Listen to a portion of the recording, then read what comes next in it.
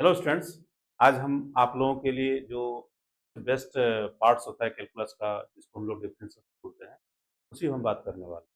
ये बहुत ही शानदार टॉपिक है, लेकिन इसमें कुछ कन्फ्यूजन की वजह से बच्चे कभी इसमें कॉन्फिडेंट नहीं होते। तो हम चाहते हैं कि अभी बोर्ड की एग्जाम्स होने वाले हैं और 11th के जो बच्चे हैं, उनका बेसिक अभी कैलकुलस शुरू हो चुका होगा।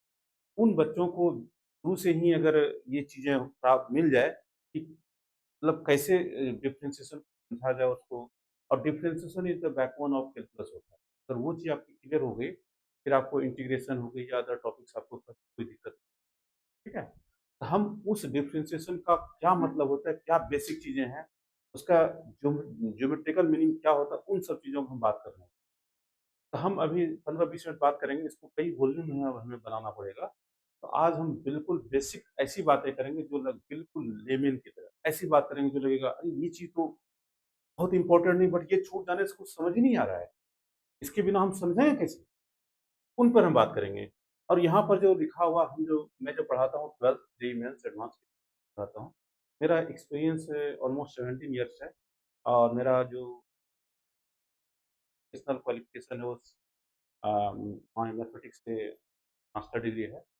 और मैं जो पढ़ाते हुए जो मैंने सीखा है, वो हमारे लिए हमारे जो बच्चे हैं, जो अभी तक मैंने पढ़ाया है, हज़ारों बच्चों को मैंने पढ़ाया है, उन बच्चों के लिए बहुत बड़ा ये जो खून की तरह काम किया है। हम भी चाहते हैं कि जो डिफरेंशिएशन है, उसका बेसिक चीज़ें बहुत कुछ ना जानते हुए भी वो चीज़ जान लें, जिससे हमारा रिज़ल्ट फटाफट एक बार जान लें, फटाफट बनता चला जाए। कभी आपने सोचा है कि आपको अगर कह दिया कि ये साइन का मतलब तो होता है प्लस। प्लस मीन्स आप ये जानते हैं कि और b को अगर ऐड कर दिया जाए, तो प्लस कर दिया तो इसका एक सिग्निफिकेंस है। इस साइन का एक सिग्निफिकेंस होता है। इसी तरीके से d अपॉन dx का भी एक सिग्निफिकेंस, उस सिग्निफिकेंस को हमें जानना ज़रूरी है। हम क्या होते हैं कि एक पहचान होती है। सपोज़ करो कि किसी चीज़ को बिना पहचाने ही अगर हम उसको यूज़ करेंगे, तो कई बार हम कन्फ्यूज़ होते हैं। सबसे पहले उसकी पहचान ज़रूरी है। हर चीज़ की एक प्रॉपर्टी होती है, उस प्रॉपर्टी को भी हमें समझना पड़ता है। ये जो डी होता है, इसका मतलब होता है कि डिफरेंशिएट करना। आपको क्या करना है? आपको कह रहा है डिफरेंशिएट, डिफरेंशिएट करनी है। और इसका मतलब होता है किसके रिस्पेक्ट करनी है? With respect to, respect to, अगर एक्स है तो एक्स के रिस्पेक्ट। अब यहाँ आते हैं इसका क्या मतलब, विथ रिस्पेक्ट टू का क्या मतलब है? इसका मतलब होता है कि जो फंक्शन ऑफ एक्स होगा, वो हमारा वेरिएबल होगा। रेस्ट जो भी है, वो जो के है, पी है, टी है, सी है, कुछ भी नंबर है, 1 2 3 4 5, रेस्ट जो आएँगे, वो हमारा कांस्टेंट हो जाएगा, ठीक है? और ये चीज़ें कई सारे बच्चे 12th पास कर जाते हैं, तब भी इनको समझ नहीं आती कि क्या कांस्टेंट है, क्या वेरिएबल है। अब इस ढंग से समझिए कि डी अपॉन डीएक्स कोई फंक्शन है, उसका डिफरेंशियल एफ एस एक्स होता है।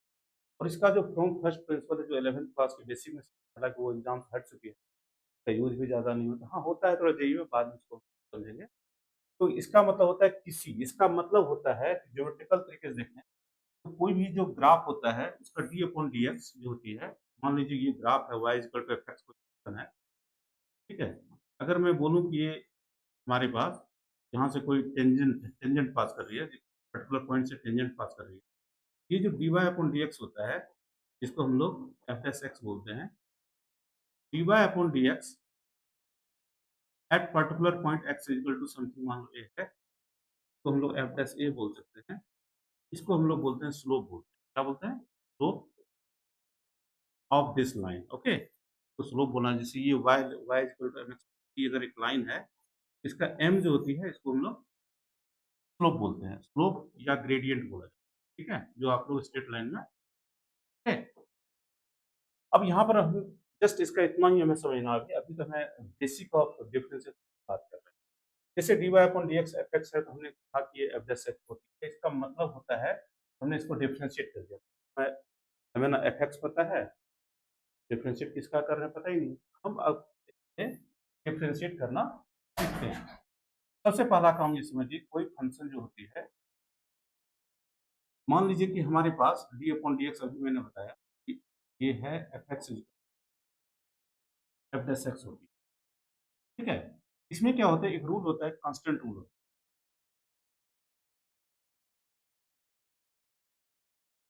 अगर डी अपॉन डी एक्स कोई भी कांस्टेंट हो, की वैल्यू 0 होती है। ठीक है? ये आपको समझ है। उसके बाद क्या होता है कि एक रूल होता है, इसको कहते हैं पावर रूल बोलते हैं।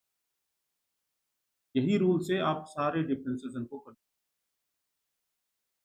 और पावर रूल की भी रिकॉग्निशन क्या होता है, मान लो कि y इक्वल टू आपके पास है x पावर n है। इसका मतलब इसको जब डिफरेंशिएट करेंगे हम लोग, differentiate it with respect to x, ये हो गया हमारा dy अपॉन dx, ये होता है n टाइम्स ऑफ x।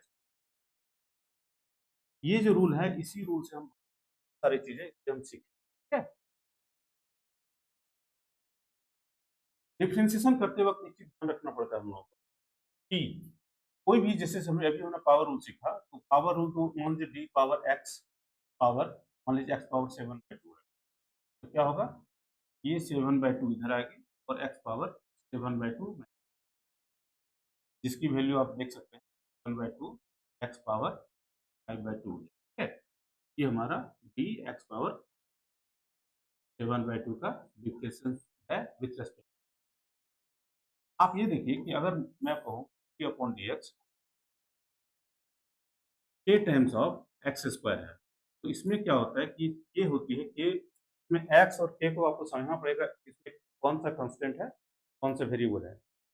जो एक्स है, एक्स के अलावा सारा कांस्टेंट, इसका मतलब कांस्टेंट हमारा बाहर हो जाती है, ये हो गया D upon D x of x. इसका मतलब हो गया कि के टाइम्स ऑफ ये एक्स स्क्वायर का पावर रूल के हिसाब से 2x माइनस 1 के 2x हो जाएगा, तो हम लोग 2 टाइम्स ऑफ एक्स लिख सकते हैं। लेकिन अगर मान लीजिए डी अपॉन डी एक्स, यहाँ पे मैं लिखूंगी sine alpha into x cube, तो आपको कंफ्यूजन होती है कि साइन अल्फा है, एक्स क्यूब है, क्या करें। तो आपको ये समझना पड़ेगा कि जो साइन अल्फा होती है, क्योंकि एक्स के फंक्शन के अलावा सारे कांस्टेंट होते हैं, तो क्या करेंगे हम लोग, एक्स साइन अल्फा को हम लोग साइड कर देंगे और D upon D x x cube करेंगे। ओके, एक्स क्यूब का अभी हमने सीखा है, तो क्या होता है, sine alpha into T times of x हो जाएगा। ठीक है? ये हो गया, ये आपका डिफरेंस हो गया। इसके बाद क्या होता है कि आपके पास जो वैल्यूज होते हैं, ठीक है, मान लीजिए आपके पास जो 6 ट्रिगोनोमेट्रिक फंक्शंस है, उसके डिफरेंशिएशन ऑफ ट्रिगोनोमेट्रिक फंक्शन की बात करते हैं, बेसिक ट्रिगोनोमेट्रिक फंक्शन की बात कर रहे हैं, differentiation of basic trigo function की बात करते हैं, फाइन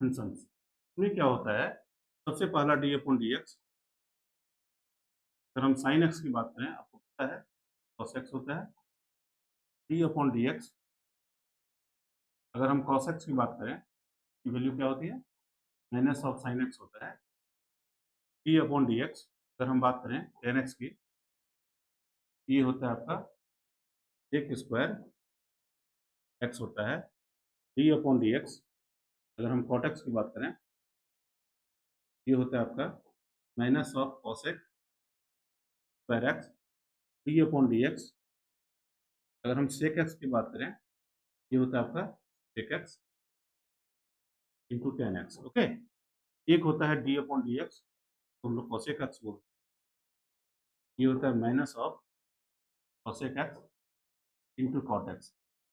इतना तो सबका पता ही आप लोगों को, लेकिन एक चीज ऑब्जर्व करने वाली बात क्या है, जिसका डिफरेंशिएशन सी है, उसका डिफरेंशिएशन नेगेटिव होती है, और साथ ही साथ एक पर्टिकुलर इंटरवल में ये फंक्शंस डिक्रीजिंग भी होते हैं, जो हम लोग इंक्रीजिंग डिक्रीजिंग में इसको, ये जो देख रहे हैं आपका, ये सारे जो नेगेटिव और पॉजिटिव में जो कंफ्यूजन नंबर एक, कांस्टेंट क्या है, वेरिएबल क्या है, कंफ्यूजन नंबर टू, कहाँ पर नेगेटिव लगाएं, कहाँ पर, सिर्फ जिसका वैल्यू सी से शुरू हुआ वही नेगेटिव होगा, बाकी तीन जो होते हैं वो पॉजिटिव होते हैं। ठीक है? इसके बाद हम बात करेंगे आपसे कि addition and subtraction rule, addition and subtraction rule.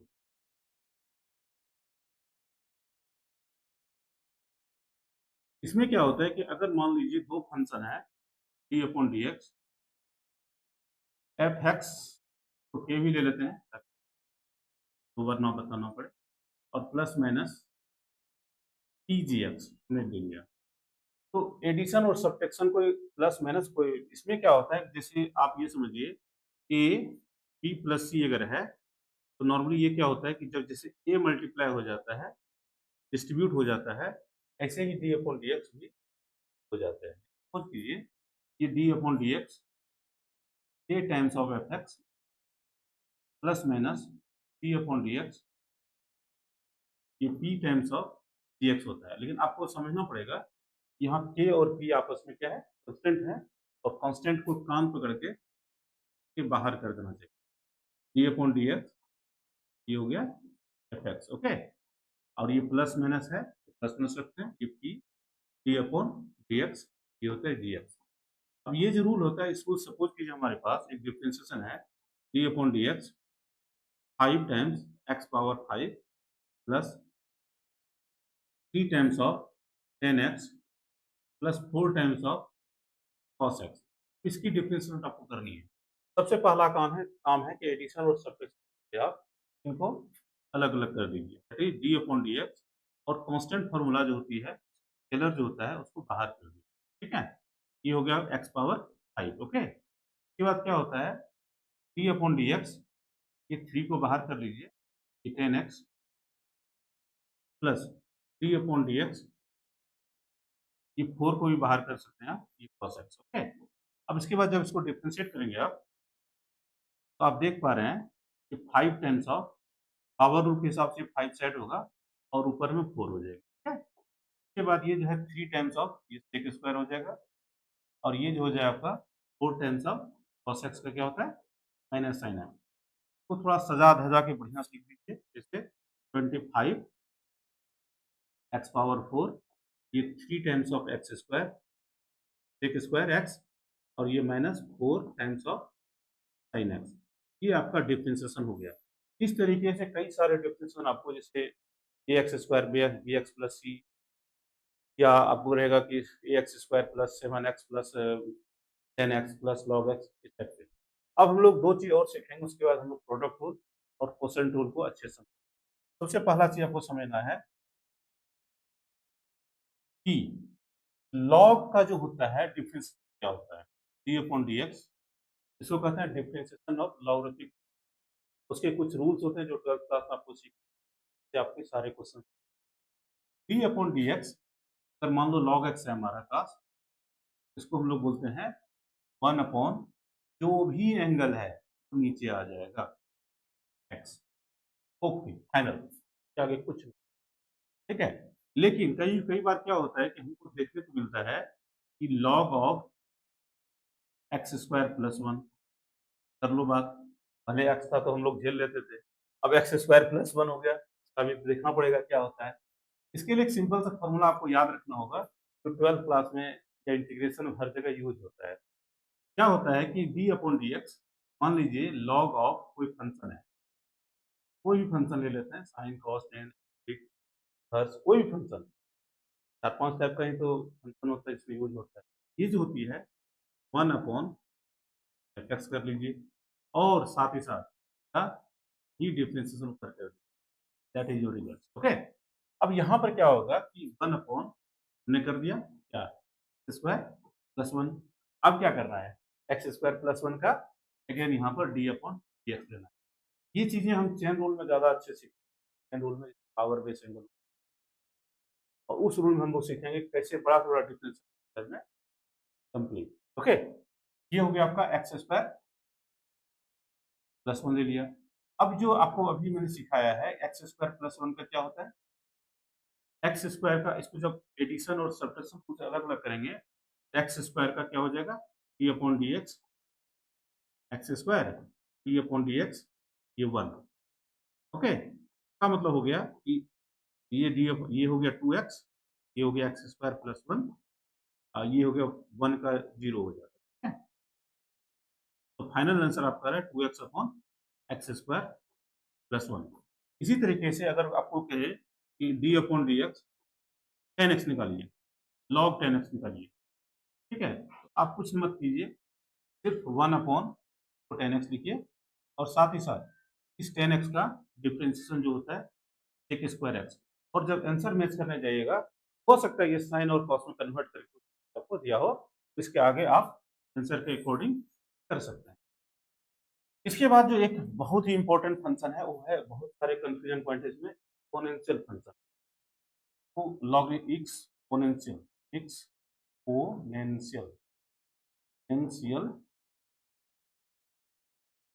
Function.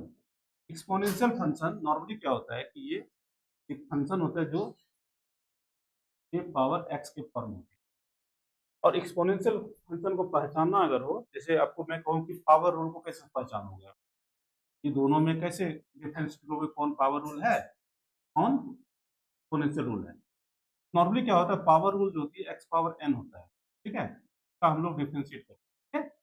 यहाँ पर एक चीज ऑब्जर्व कीजिएगा कि जो एक्स पावर एन है, इसका बेस जो है वो क्या है, बेस हमारा वेरिएबल है, वेरिएबल, और ये जो पावर होती है ये कांस्टेंट होता है।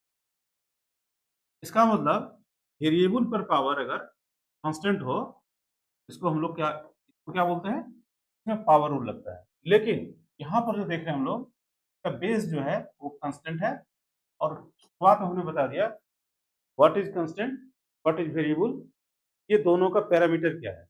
इस दोनों का पैरामीटर क्या है, जिसके रेस्पेक्ट में डिफरेंशिएट हो रहा है, समझ रहे मेरी बात, जिसके रेस्पेक्ट में डिफरेंशिएट हो रहा है वही वेरिएबल होगा, रेस्ट सारे कांस्टेंट होंगे, ठीक है। यहाँ पर एक कांस्टेंट हो गई और ये जो हो गई वेरिएबल हो गया, ठीक है, ठीक है। अब ये जो पहचान इसकी है एक्सपोनेंशियल फंक्शन का, वो है कांस्टेंट टू पावर वेरिएबल होने का। कोई वेरिएबल अगर दिखे, आप समझिए कि ये क्या है, एक्सपोनेंशियल फंक्शन है। एक्सपोनेंशियल फंक्शन को डिफरेंशिएट करने का जो तरीका होता है, वो होता है, एक चीज और ध्यान रखना होगा आपको, यहाँ जो ए होता है, ए का वैल्यू 1 नहीं हो सकता है। पता है क्यों? क्योंकि ए पर कुछ भी रख दो, उसकी वैल्यू 1 ही होना है, इसलिए 1 नहीं होता है। 1 के अलावा ए ऑलवेज पॉजिटिव होता है। कभी भी नेगेटिव नंबर का जब एक्सपोनेंट होती है ना, वो इमेजिनरी नंबर हो जाती है, इसलिए ए को हमेशा पॉजिटिव होना। तब इसका जो कांस्टेंट होता है ए का, इसका मतलब 0 से लेस देन 1 और ए ग्रेटर देन 1। ग्राफ भी अलग-अलग होती है, एक ग्राफ होता है कुछ इस टाइप का और एक ग्राफ होता है इस टाइप का, ठीक है।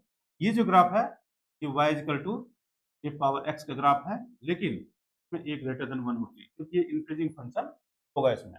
और जब इसकी बात करेंगे, ये होता है y equal to a power x, और ये जो होती है a की वैल्यू 0 से a लेस देन 1 की होती है। हालाँकि इसको जब फंक्शन पढ़ेंगे, इसका बहुत सारी प्रॉपर्टीज होती है, जो आपको देखेंगे तो कई बार रेंज निकालना, डोमेन निकालना, इन सब चीज़ों में इसका बहुत बड़ा उपयोग होता है। इसकी जो इनेक्वलिटी होती है वो बहुत ज़्यादा, अगर ये सब नहीं जानेंगे तो बहुत ज़्यादा दिक्कत रहता है। तो इसमें क्या होता है कि आपके पास जो है एफ-एस-एक्स जो होगा, ए पावर एक्स का ए पावर एक्स ही होगा, कुछ नहीं करना है, ठीक है। लेकिन इसमें लॉग ऑफ ई पावर ए लगा दीजिए, ये आपका डिफरेंशिएशन। अगर मैं बोलूँ कि भाई ऐसा है कि आप डिफरेंशिएशन करो किसका, d upon D x d power x का, आप कुछ मत कीजिए। क्या करना है, d power x as it is, क्या करना है, log of power 3 that is. लेकिन कई बार इसमें भी आ जाते हैं, मान लीजिए हमारे पास डी अपॉन डी एक्स 5 पर पावर एक्स स्क्वायर प्लस 1 हो गया, तो क्या करोगे आप? क्या ऑप्शन है? तो इसका मतलब होता है, इसके लिए क्या करते हैं हम लोग, डी अपॉन डी एक्स 5 पर पावर, मान लीजिए ए मान लेते हैं, ए पावर कोई फंक्शन, ये हो गया, इसको कहते हैं general rule of differentiation of exponential function. ये जो रूल है आपका, ये होता है A power F X as it is log A into F dash X हो जाए। जो फंक्शन है का अलग से डिफरेंशिएट करके मल्टीप्लाई कर लेते हैं। ये हो गया आपका 5 times of x square plus 1 into log, ये ऑलरेडी साइलेंट होता है, आप डालें या ना डालें, लेकिन डाल देना चाहिए। और ये हो गया आपका इसका डिफरेंस, इसका एक्स स्क्वायर प्लस 1 का डिफरेंस, तो हम एक जगह पढ़ चुके हैं। ये हो गया 5 times of x square plus 1, ये हो गया log ऑफ 5 और ये हो गया 2x। इसको सजा-धजा के लिख सकते हैं आप, जैसे log 2x log की power 5 times of x square plus 1, ये आपका आंसर हो गया, ठीक है? इस तरीके से हम लोग करते हैं।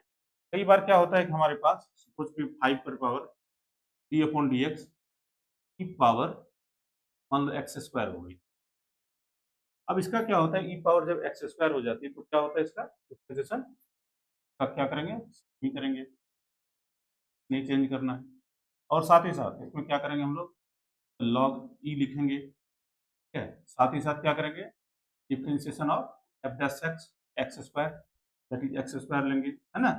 ये हो गया आपका e power x square log e का वैल्यू आपको पता होगा, एक्स स्क्वायर 2x पता है?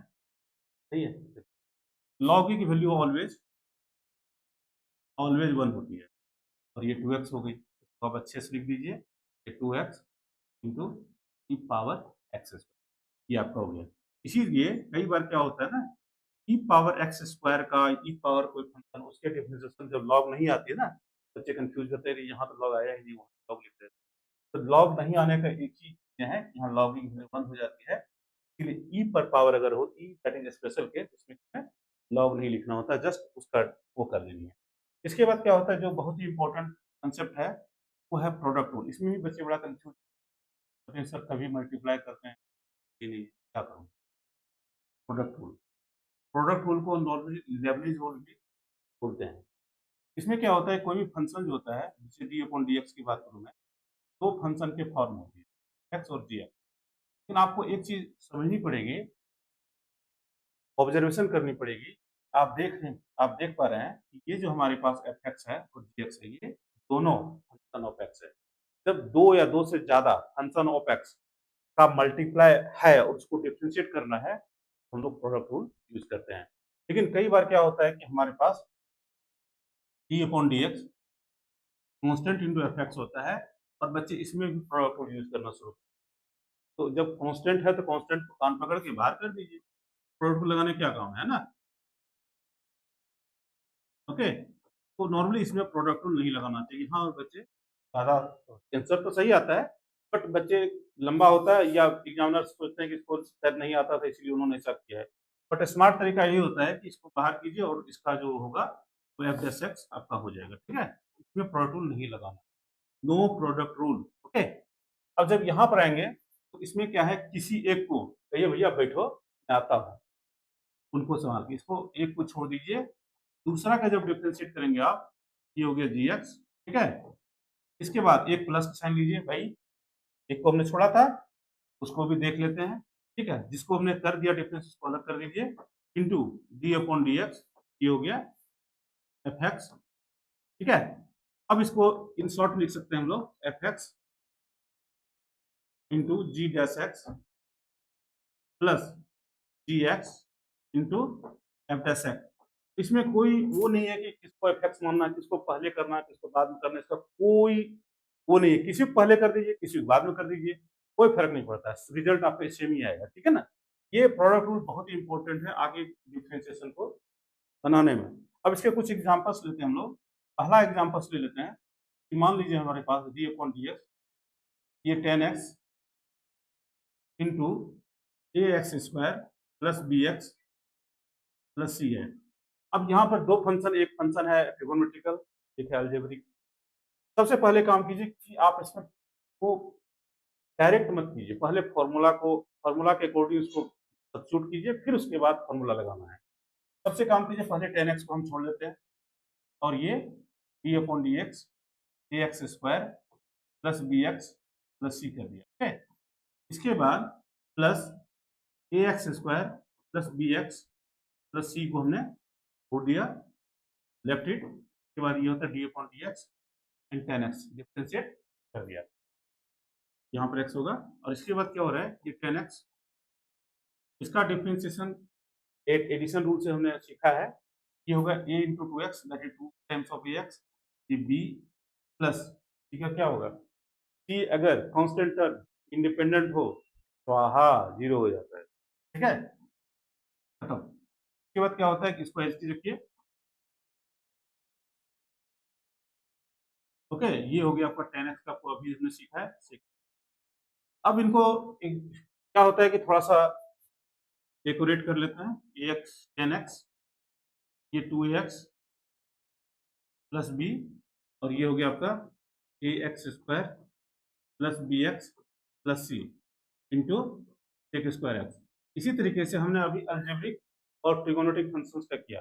कई बार क्या होता है कि डिफरेंशिएशन कुछ इस टाइप से भी आ जाते हैं। सपोज करो कि हमारे पास 7 power sine x into log of 10x। अब ये दोनों, सबसे पहला काम है ये आपका एक्सपोनेंशियल है और ये लॉगरिथमिक फंक्शन है। सबसे पहला काम है इसमें प्रोडक्ट रूल लगेगा। दोनों वेरिएबल है तो प्रोडक्ट रूल लगना ही लगना है, और साथ ही साथ दोनों के अपने अपने जो रूल्स हैं डिफरेंशियल, वो रूल्स काम करेंगे। नॉर्मली क्या है कि डी अपॉन डी एक्स की बात करूँ अगर मैं, कि 7 पावर हमने साइन एक्स लिखा था और ये लॉग ऑफ 10x लिखा हुआ था, ठीक है। इसका हमें डिफरेंशिएशन करना है, ठीक है। जब इसका डिफरेंशिएशन करते हैं तो आप पहले प्रोडक्ट रूल को पहले इम्प्लीमेंट कीजिए। क्या होता है कि मान लीजिए 7 पावर साइन एक्स को हमने छोड़, तो डी अपॉन डी एक्स क्या होगा, लॉग ऑफ 10x लेंगे प्लस लॉग ऑफ 10x को अब हमें प्रूव करना होगा, हटाना पड़ेगा, डिफरेंशिएट नहीं करना पड़ेगा, और साथ ही साथ डी अपॉन डी एक्स हो गया 7 पावर साइन एक्स।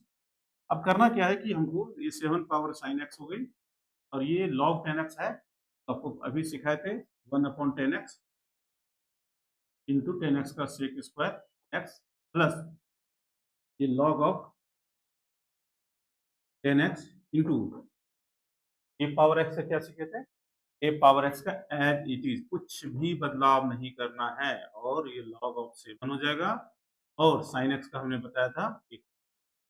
अब इसको आंसर के अकॉर्डिंग डेकोरेट करके आप लिख दीजिएगा और कंक्लूड करके that is your answer. Okay, ये सब चीजें हैं जो प्रोडक्ट रूल हम लोग यूज करते हैं। कई बार क्या होता है 3-4 फंक्शन हो जाते हैं, फिर भी हमको एक को करना, 3 को छोड़ना, एक को करना, 2 को छोड़ना, इस तरीके से हम लोग इसको डिफरेंशिएट करते हैं। एक जो हम लोग लास्ट सीखेंगे आज की क्लास में, वो है आपका क्वोशिएंट रूल।